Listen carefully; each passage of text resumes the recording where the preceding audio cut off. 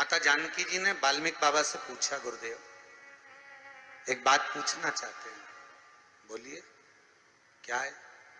बात ये पूछना चाहते हैं गुरुदेव, मेरे प्रभु को देखे हुए बहुत समय हो गया, मेरे बच्चे भी मेरे पति को, मेरे प्रभु को नहीं देख पाए। गुरुदेव अगर कोई पूजन ऐसी होती हो जिस पूजन से मेरा पति का मुझे दर्शन हो जाए या मेरा पति मुझे मिल जाए, एक बार उनका दीदार हो जाए, जो मुझे देखे नहीं है बहुत दिनों से, ना मैंने उनको देखा है, एक बार दीदार हो जाए, एक बार वापस मिलन हो जाए।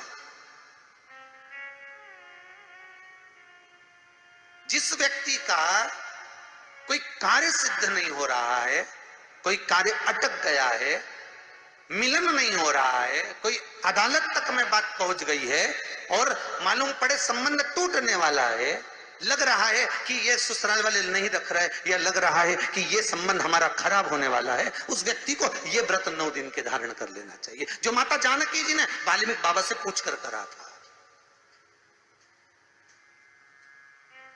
जो माता सीता जी ने वाल्मीकि बाबा से पूछकर करा था।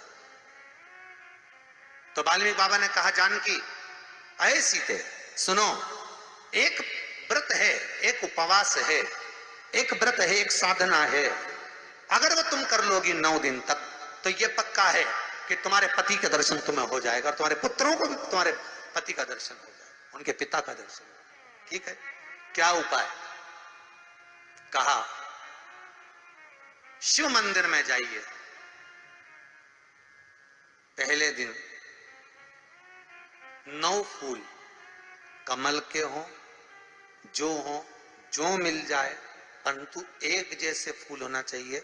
ये नहीं कि आज तुमने गुलाब का चढ़ाया, कल कमल का चढ़ा दिया, परसों गेंदा का चढ़ा दिया, नरसों चमेली का चढ़ा दिया, फिर रात रानी का चढ़ा दिया, ऐसे फूल ना चढ़ाए, एक जैसे फूल 9 दिवस तक। सीते हे जानकी, हे पुत्री, शिव मंदिर में जाकर अपने पति का स्मरण कर कर, कार्य का स्मरण कर कर 9 फूल प्रथम दिन घी का दिया लगाकर आप भगवान शंकर को कामना कर कर समर्पित करती हो, दूसरे दिन वही फूल दुगने हो जाना चाहिए 18। तीसरे दिन फिर 9 जोड़ लो 27, फिर 9 जोड़ लो, फिर 9 जोड़ लो, जोड़ते जोड़ते 90 दिन 81, कितने हो गए?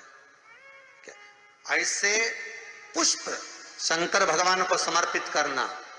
10वां दिन होगा, पुत्री शिव कृपा करेंगे और तुम्हें अपने पति का दर्शन जरूर होगा। कर सकती हो? सीता जी बोली कर तो लूंगी, पर दिक्कत एक है। क्या? इतने में फूल चढ़ाऊं और फूल नहीं मिले तो? इतने में वहीं पर लव खड़ा हुआ था, पुत्र लव खड़ा हुआ था। उसने कहा मां चिंता क्यों करती है, फूल मैं ला कर दूंगा, तू तो बस व्रत धारण कर।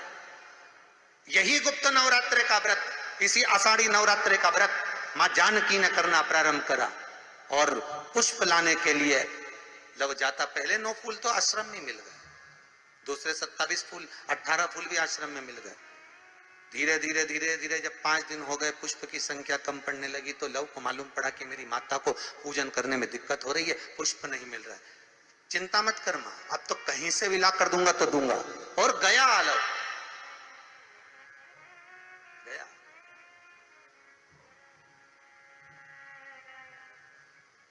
अयोध्या में पहुंच गए, जहां एक सुंदर सा सरोवर था। सरोवर के दरवाजे पर द्वारपाल खड़े हुए थे, अंदर नहीं जाने दिया। मुझे जाने दो, मुझे पुष्प चाहिए, मेरी माता पूजन कर रही। द्वारपालों ने पकड़ना चाहा, मना करा, नहीं माना। लव इनको पटक कर अंदर प्रवेश कर गया, फूल लेकर आया, माता को दिया।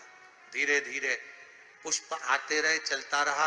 खबर पहुंच गई श्री राम जी महाराज के पास में कि कोई वाल्मीकि बाबा का शिष्य आता है और सरोवर के सारे कमल के फूल तोड़कर ले जाता है।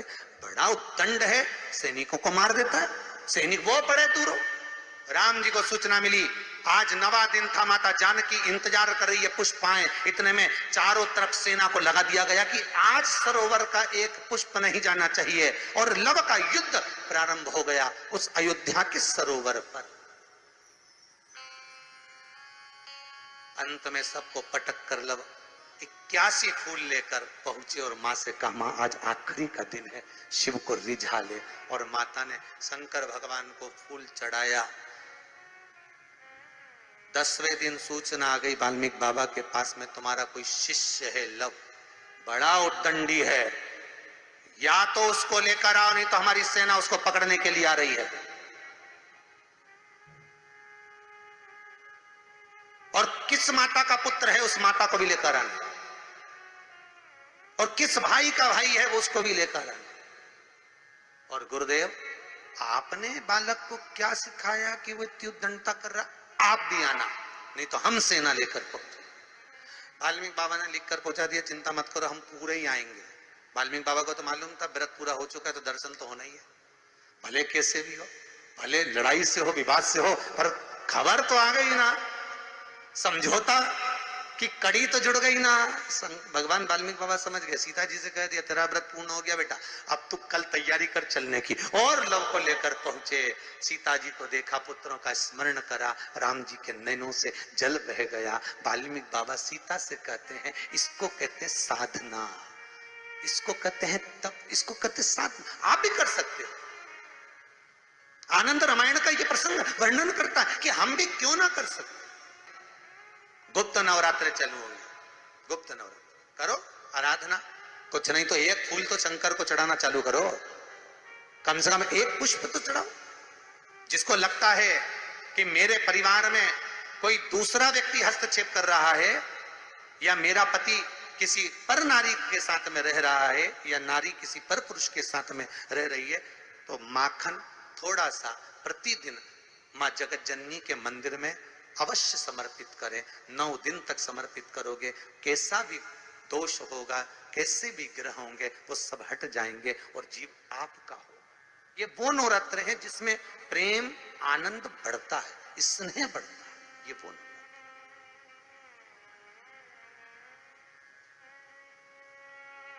ये कोई साधारण नवरात्र नहीं है। भाई भाई में अगर द्वेष हो रहा है, विवाद चल रहा है, अदालत में बात चल रही है, कोई समझौता नहीं हो रहा, एक दूसरे से बातचीत बंद है, करो नवरात्र, यही गुप्त नवरात्र धारण करो। 9 दिन कुछ भी, आप बाबा को पुष्प समर्पित करो, फूल। लगता क्या है, कोई यहाँ लिखा तो आनंद रामायण में ये थोड़ी नहीं लिखा कि एक एक सोने की अंगूठी समर्पित करो। उन्होंने तो लिखा पुष्प, केवल पुष्प।